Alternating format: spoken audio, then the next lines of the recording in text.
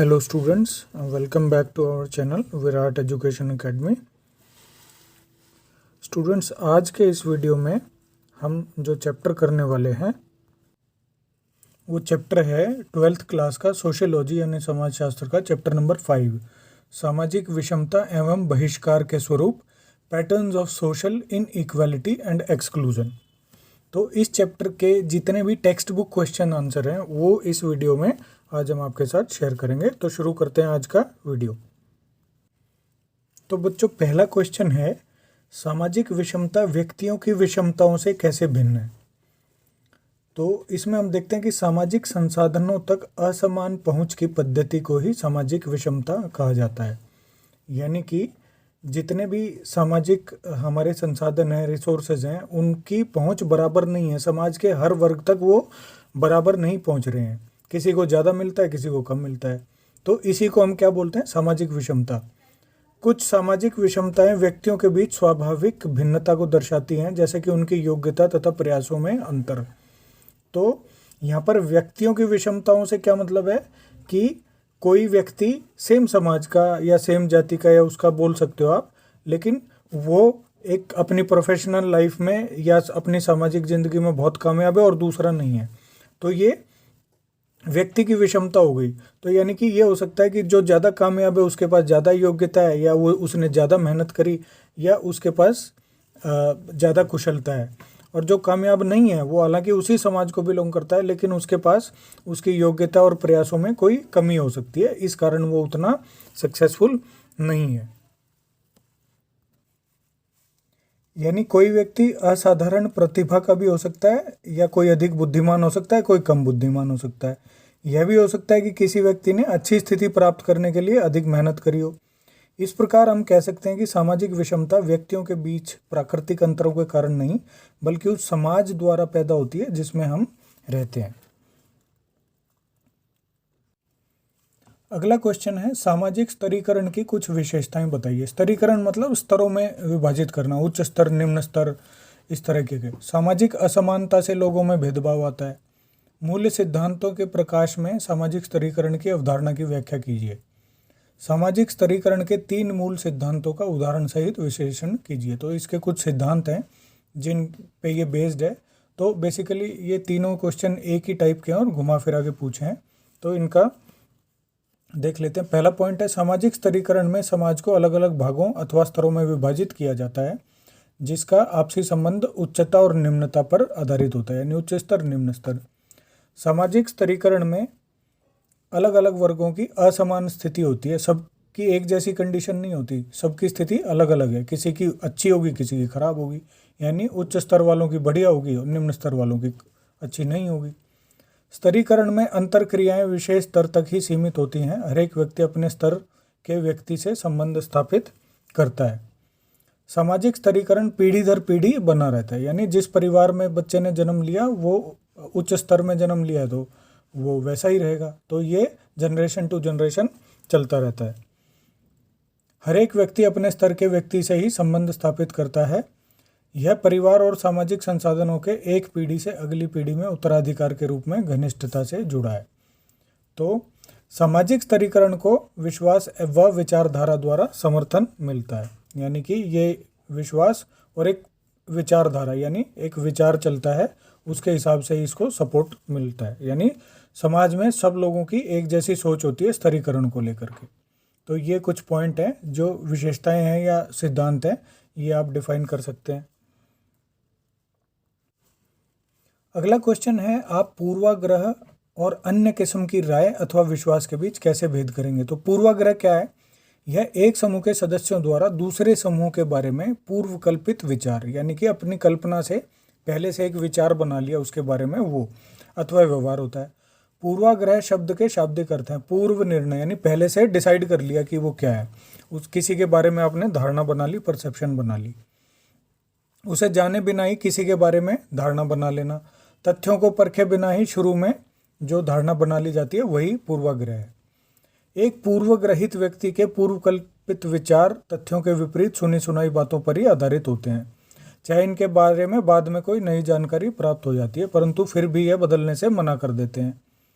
तो छोटा सा एग्जाम्पल है कि हम किसी एक हमारा कोई जानने वाला किसी तीसरे व्यक्ति के बारे में बता देता है कि उसका व्यवहार तो बहुत ख़राब है या वो बहुत गुस्से वाला है, तो हमने सुनी सुनाई बात पर अपना ही एक परसेप्शन बना ली, एक धारणा बना ली कि वो आदमी ठीक नहीं है, उसको बिना जाने उससे बिना मिले। तो यही पूर्वाग्रह है। पूर्वाग्रह सकारात्मक भी होता है और नकारात्मक भी। वैसे मुख्यतः इस शब्द को नकारात्मक रूप से लिए गए पूर्व निर्णयों के लिए ही प्रयोग में किया जाता है।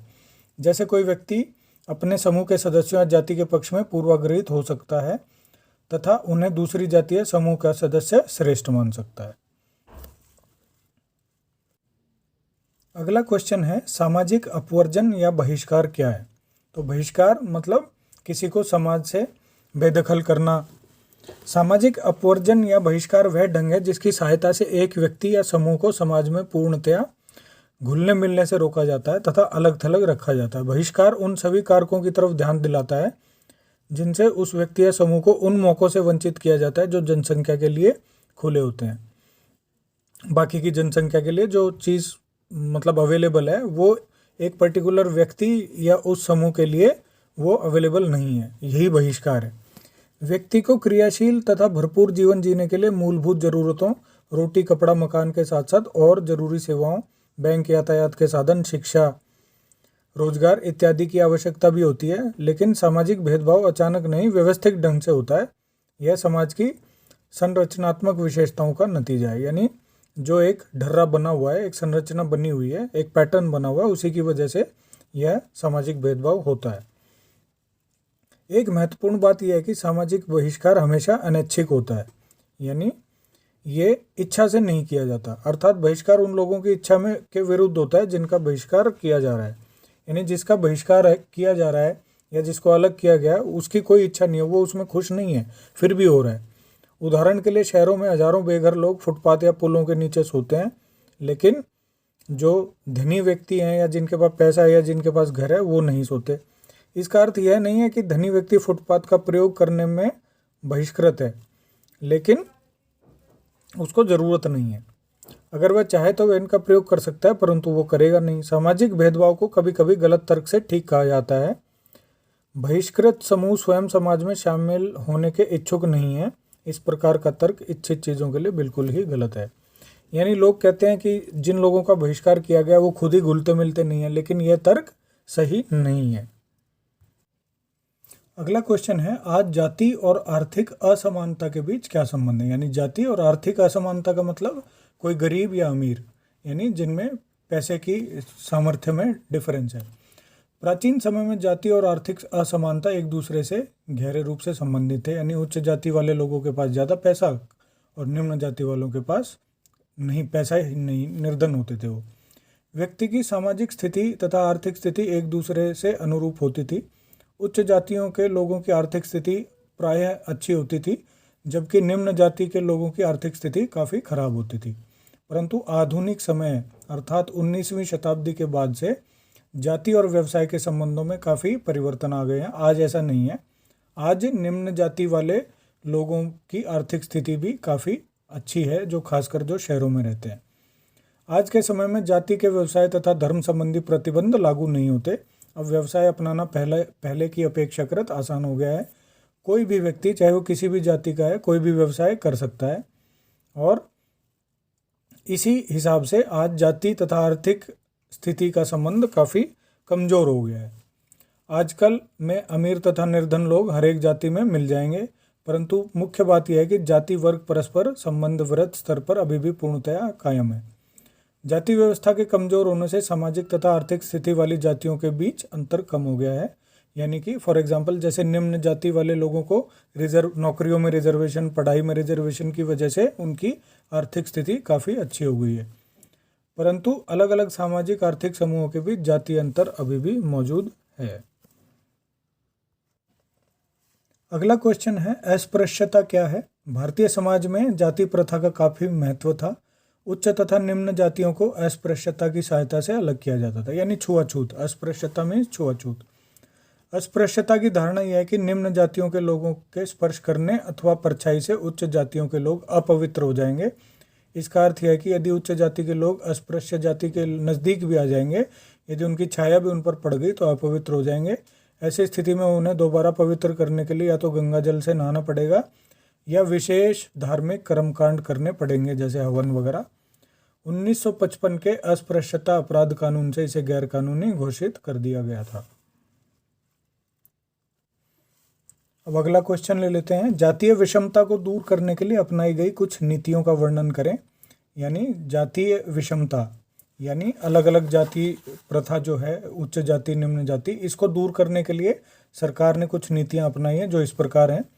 केंद्र सरकार ने कई प्रकार के कानून बनाए हैं जिनसे जातीय निर्योग्यताएं खत्म कर दी गई हैं। इससे जातीय अंतर कम हुआ है। निम्न जातियों के लोगों को गांव में भूमि दी गई बिना किसी पैसे के, ताकि वे अपनी सामाजिक स्थिति को ऊंचा कर सकें। निम्न जाति वाले लोगों को कम ब्याज तथा आसान किस्तों पर अपना धंधा, अपना कामकाज, व्यवसाय शुरू करने के लिए ऋण उपलब्ध कराए जा रहे हैं। निम्न जाति वाले लोगों को सरकार उनकी बस्तियों में सुधार करने के लिए अलग से प्रबंध कर रही है और उन्हें कई प्रकार की सुविधाएं, जैसे रहने के लिए मकान या प्लॉट या उनके आसपास में पार्क, इस तरह की सुविधाएं उपलब्ध कराई जाती हैं। निम्न जाति के लोगों को कृषि उत्पादन के लिए अच्छे बीज, उर्वरक, मशीनें उपलब्ध कराई जाती हैं। ये बहुत जगह तो जो है मुफ्त में उपलब्ध कराई जाती हैं, ये बहुत ही कम कीमत पर। इवन रोजगार के जो कार्यक्रम हैं उनमें भी 20 सूत्री कार्यक्रम चलाए गए हैं, जिसमें निम्न जाति वालों को अगर कोई फॉर्म वॉर्म भरना है या कोई रोजगार में उनको रिजर्वेशन भी है और उन्हें कोई जो है आवेदन की फीस वगैरह भी नहीं देनी पड़ती है। तो इस प्रकार सरकारों ने कई सारी नीतियां अपनाई हैं जिससे जातीय विषमता को दूर किया जा सके। अगला क्वेश्चन है, अन्य पिछड़े वर्ग यानी ओबीसी दलितों तथा या अनुसूचित जातियों से कैसे भिन्न है, कैसे अलग है। भारतीय समाज में या तो उच्च जातियों की उच्चता या फिर अनुसूचित जातियों के शोषण को महत्व दिया गया है, परंतु उच्च जातियों तथा अनुसूचित जातियों व जनजातियों के अतिरिक्त भी भारतीय समाज में एक ऐसा वर्ग रहा है जो उपेक्षित रहा है। अगड़ी जातियों समुदाय से नीचे तथा अनुसूचित जातियों से ऊपर समाज का एक बहुत बड़ा वर्ग है जो विभिन्न कारणों से उपेक्षित रहा तथा भारतीय समाज की विकास यात्रा में निरंतर पिछड़ता गया। मतलब ना तो ये उच्च वर्ग में आते थे, न ही अनुसूचित जाति जनजाति यानी SC ST कैटेगरी में भी नहीं आते थे। इसी वर्ग को कहा गया अन्य पिछड़ा वर्ग, इंग्लिश में अदर बैकवर्ड क्लासेस यानी OBC। इसी प्रकार अन्य पिछड़ा वर्ग अनुसूचित जातियों से ऊपर भारतीय समाज के बहुसंख्यक ऐसा वर्ग है जो सामाजिक, धार्मिक, राजनीतिक, आर्थिक तथा भौगोलिक कारणों से कमजोर रह गया। तो लगभग सारे ही कारण हैं जिनकी वजह से वो पीछे रह गया। स्वतंत्रता के बाद इसके लिए अन्य पिछड़ा वर्ग शब्द का प्रयोग किया गया। यह हिंदुओं के द्रविजों तथा हरिजनों के बीच की जातियों का समूह है। इसके अतिरिक्त इसमें गैर हिंदुओं, अनुसूचित जातियों व जनजातियों को छोड़कर अन्य निम्न वर्गों को शामिल किया गया। सुभाष तथा BP गुप्ता द्वारा तैयार किए गए राजनीतिक कोश में अन्य पिछड़े वर्ग की परिभाषा दी गई है। उनके अनुसार अन्य पिछड़े वर्ग का अर्थ समाज के उस वर्ग से है जो सामाजिक, आर्थिक और शैक्षणिक निर्योग्यताओं के कारण समाज के अन्य वर्गों की तुलना में निम्न स्तर पर हो यानी निचले स्तर पर हो। 1953 में कालेलकर आयोग गठित किया गया जिसने पिछड़ेपन की 4 कसौटियों पर पिछड़ी जातियों की सूची तैयार की। यह मानदंड क्या थे? जातीय संस्तरण में निम्न स्थान, शिक्षा का अभाव, सरकारी नौकरियों में कम प्रतिनिधित्व तथा व्यापार व उद्योगों में कम प्रतिनिधित्व। 1978 में मंडल आयोग गठित किया गया जिसने पिछड़े वर्ग निर्धारण के लिए 3 मानदंडों का चयन किया था। वे सामाजिक, शैक्षणिक तथा आर्थिक। इन्हें कई भागों में विभाजित किया तथा प्रत्येक मानदंड के लिए महत्व अलग अलग दे दिया गया। तो इस प्रकार हम देखते हैं कि यह अनुसूचित जातियों व जनजातियों से बिल्कुल भिन्न है। तो बच्चों अगला क्वेश्चन है, आज आदिवासियों से संबंधित बड़े मुद्दे कौन से, यानी आज के समय में क्या क्या मुद्दे हैं आदिवासियों के। जनजातियां हमारे समाज, सभ्यता तथा संस्कृति से बहुत ही दूर रहती हैं, जिस कारण यह कुछ समय पहले ही हमारे समाज के संपर्क में आई है। इसलिए ही हमारे समाज की अनुसूचित जातियों को जिन निर्योग्यताओं का सामना करना पड़ा है, उन निर्योग्यताओं का सामना जनजातियों को नहीं करना पड़ा। इनसे संबंधित बड़े मुद्दे अलग ही प्रकृति के हैं, जिनका वर्णन इस प्रकार है। यानी ये मुद्दे क्या हैं? जनजातियों का शोषण सबसे पहला। अंग्रेजों के शासन के समय कबायली लोग हमारे समाज के संपर्क में आना शुरू हुए। असल में कबायली लोग ना तो किसी मामले में हस्तक्षेप करते हैं और ना ही किसी को अपने मामलों में हस्तक्षेप करने की इजाज़त देते हैं। जब अंग्रेजों ने भारत में अपनी शासन व्यवस्था सुदृढ़ करने के लिए यहाँ डाक तार की तारें बिछाने का कार्य शुरू किया तो उन्हें कबायली इलाकों में अपनी तारें बिछानी पड़ी। इस बात का कबायली लोगों ने हिंसात्मक विरोध किया, यानी उन्होंने विरोध भी किया और उसके लिए हिंसा जरूरत पड़ी तो हिंसा भी की। इससे नाराज होकर अंग्रेजों ने अपने जमींदारों, व्यापारियों तथा सूद पर पैसा देने वाले साहूकारों को कबायली लोगों का शोषण करने के लिए प्रेरित किया। साहूकारों तथा जमींदारों ने धीरे धीरे इनका शोषण करना शुरू किया तथा यह काफ़ी जमकर इनका शोषण किया गया। इससे इन लोगों का जीवन स्तर इतना गिर गया, इतना नीचे हो गया कि इनकी इच्छा ही जीने के काबिल न रहे। इस प्रकार इनमें निर्योग्यता आ गई। इनका अगला मुद्दा है निर्धनता यानी गरीबी। कबायली लोग हमारी सभ्यता से दूर पहाड़ों, जंगलों, घाटियों इत्यादि में रहते हैं। इन लोगों का समाज में कोई वर्ग नहीं पाया जाता तथा बहुत ही साधारण जीवन जीते हैं। तो ना पढ़ते लिखते हैं, ना नौकरी करते हैं, इसलिए ये निर्धन ही रहते हैं ज़्यादातर। इनकी आवश्यकताएं भी काफ़ी सीमित हैं। जिस एरिया में रहते हैं ये अपनी आवश्यकताओं की पूर्ति वहीं से करते हैं। परंतु धीरे धीरे ये हमारे समाज के संपर्क में आए, जिस कारण इनकी आवश्यकताएं बढ़ती गई। परंतु काफ़ी समय से कबायली लोगों का साहूकारों तथा जमींदारों द्वारा शोषण होता रहा। इस कारण से यह निर्धन और निर्धन हो गए और उन्नति नहीं कर पाए। अगला पॉइंट है अलग थलग करने की नीति। जब अंग्रेजों ने भारत में अपने शासन का विस्तार करना शुरू किया तो उनके रास्ते में कबायली लोग आ गए। कबायलियों ने उनका विरोध किया। ना तो वो अपने मामलों में किसी का हस्तक्षेप करने देते हैं किसी और को, और ना ही दूसरे के मामलों में हस्तक्षेप करते हैं। तो इस विरोध के कारण अंग्रेजों को अपने इलाके में विस्तार का कार्य छोड़ना पड़ा ये कबायली इलाकों में। इसके बाद अंग्रेजों ने इनको बाकी समाज से अलग थलग करने की नीति को अपनाया। तो इनको अलग थलग इसलिए किया गया ताकि अंग्रेजों के हितों की रक्षा हो सके और कबायलियों द्वारा जो विरोध हो रहा था, हिंसात्मक विरोध, उसको भी रोका जा सके। तो इस प्रकार अंग्रेजों ने प्रशासनिक कारणों से उनको अलग थलग करने की नीति अपनाई और वो इसी कारण कबायली पिछड़ते चले गए और निर्धन से और निर्धन हो गए। अगला पॉइंट है मध्यस्थ रास्ता। स्वतंत्रता के बाद संविधान ने देश के सभी नागरिकों तथा समूहों की प्रगति करने का निर्देश सरकार को दिया। इसलिए भारत ने अनुसूचित जनजातियों की उन्नति के लिए बीच का रास्ता अपनाया। इनके अनुसार उनके क्षेत्र में न केवल प्रगति के अवसर उत्पन्न किए गए बल्कि उनकी संस्कृति का भी ध्यान रखा गया। यानी तरक्की भी हो जाए और उनको बुरा भी ना लगे, उनकी संस्कृति भी, रीति रिवाज भी बने रहें। इससे कबायली लोग धीरे धीरे प्रगति करने लगे। चाहे वह इस नीति से ही प्रगति करने लगे परंतु इसका उन्हें नुकसान भी हुआ। चाहे कुछ शिक्षा भी प्राप्त की गई परंतु वे नौकरी लेने लायक न थी तथा साथ ही वे अपने परंपरागत कार्यों से भी दूर होते चले गए। तो ये इसका नुकसान हुआ। मतलब बहुत ज़्यादा शिक्षा भी नहीं ले पाए, बेसिक शिक्षा ली जिससे नौकरी तो मिलती नहीं थी, लेकिन वो अपने जो रीति रिवाज थे या पुराने परंपरागत कार्य थे उससे भी दूर हो गए। इस वजह से भी वो और पिछड़ते चले गए। अगला क्वेश्चन है नारी आंदोलन ने अपने इतिहास के दौरान कौन कौन से मुद्दे उठाए हैं। वैदिक काल में स्त्रियों की स्थिति काफ़ी उच्च थी क्योंकि उस समय नारी को देवी समझा जाता था, परंतु समय के साथ साथ अलग अलग कालों तथा युगों में उनकी स्थिति में काफ़ी गिरावट आई। मध्यकाल को स्त्रियों के लिए काला युग कहा जाता है। चाहे मध्यकाल में बहुत से संत महात्माओं ने उनकी सामाजिक स्थिति को सुधारने का प्रयास किया, लेकिन उसमें बहुत ज़्यादा सफलता नहीं मिली। मध्यकाल के अंत तथा आधुनिक काल की शुरुआत में समाज में महिलाओं से संबंधित बहुत सी बुराइयां व्याप्त थी, जैसे बहु विवाह, बाल विवाह, दहेज प्रथा, सती प्रथा, पर्दा इत्यादि। आधुनिक समाज सुधारकों ने इन बुराइयों के विरुद्ध आवाज़ उठाई तथा महिला आंदोलन को सुदृढ़ता प्रदान की। तो मेन जो चीज़ें थी जैसे बाल विवाह, सती प्रथा, बहु विवाह, दहेज प्रथा, ये सब इनके खिलाफ समाज सुधारकों ने काफ़ी कानून भी पास करवाए अंग्रेजों की सहायता से ताकि इन बुराइयों को ख़त्म किया जा सके। महात्मा गांधी ने भी महिलाओं को घरों से बाहर निकल कर स्वतंत्रता संग्राम में भाग लेने के लिए प्रेरित किया। महात्मा गांधी का कहना था कि अगर महिलाएं घर से बाहर निकल आई तो उनकी निरयोग्यताओं का खात्मा हो जाएगा, और उन्होंने स्त्रियों की शिक्षा पर भी काफ़ी बल दिया। स्वतंत्रता के पश्चात महिलाओं के उत्थान से संबंधित कई प्रकार के कानून बनाए गए ताकि उन्हें शिक्षा, मातृत्व, लाभ, जायदाद संबंधी अधिकार, अच्छा स्वास्थ्य तथा बुराइयों के विरुद्ध अधिकार प्रदान किया जा सके।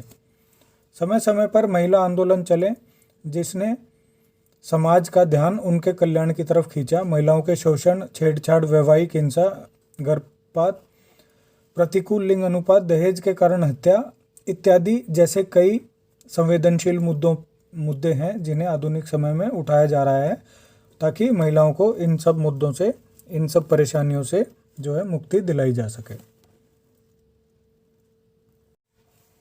अगला क्वेश्चन है बच्चों, हम यह किस अर्थ में कह सकते हैं कि असक्षमता जितनी शारीरिक है उतनी ही सामाजिक भी है। तो असक्षमता यानी किसी कार्य को सक्षम करने में सक्षम न होना। तो ये मतलब ये परेशानी जितनी शारीरिक है उतनी सामाजिक भी है, यह हमें इस क्वेश्चन में पूछा गया है। तो असक्षमता शब्द के लिए मानसिक रूप से चुनौतीग्रस्त, मेंटली चैलेंज्ड, दृष्टिबाधित और शारीरिक रूप से बाधित यानी फिजिकली इम्पेयर्ड जैसे शब्दों का प्रयोग अब पुराने घिसे पिटे नकारात्मक अर्थ बताने वाले शब्दों जैसे मंदबुद्धि, अपंग, लंगड़ा लूला इत्यादि के स्थान पर किया जाने लगा है। अब तो इस तरह के लोगों को जो है स्पेशली चाइल्ड या इस तरह से बोला जाता है। कोई भी विकलांग जैविक असक्षमता के कारण विकलांग नहीं बनता, बल्कि उन्हें समाज द्वारा ऐसा बनाया जाता है। असक्षमता के संबंध में एक सामाजिक विचारधारा भी है। असक्षमता तथा निर्धनता के बीच गहरा संबंध है। कुपोषण, कई बच्चे पैदा करने से कमजोर हुई माताओं की रोग प्रतिरोधक क्षमता के कम कार्यक्रम, भीड़ भाड़ भरे घरों में दुर्घटनाएं इत्यादि सभी बातें इकट्ठे मिलकर निर्धन लोगों में असक्षमता के ऐसे हालात उत्पन्न कर देते हैं जो आसान हालातों में रहने वाले लोगों की तुलना में बहुत गंभीर होते हैं। इसके अतिरिक्त असक्षमता व्यक्ति के लिए ही नहीं बल्कि संपूर्ण परिवार के लिए अलगपन और आर्थिक दबाव को बढ़ाते हुए निर्धनता की स्थिति उत्पन्न करती है और उसे और गंभीर बना देती है। इसमें कोई शक नहीं है कि निर्धन देशों में असक्षम लोग सबसे अधिक निर्धन होते हैं। इस प्रकार हम यह कह सकते हैं कि असक्षमता शारीरिक तो है ही है, उसके साथ साथ सामाजिक भी है। तो स्टूडेंट्स, इस चैप्टर के हमने सारे टेक्स्ट बुक क्वेश्चन आंसर आपके साथ इस वीडियो में शेयर कर चुके हैं। इसमें कुछ और भी क्वेश्चन आंसर हैं जो इम्पोर्टेंट हैं, उसके लिए अब हम एक अगली वीडियो में आपके साथ शेयर करेंगे।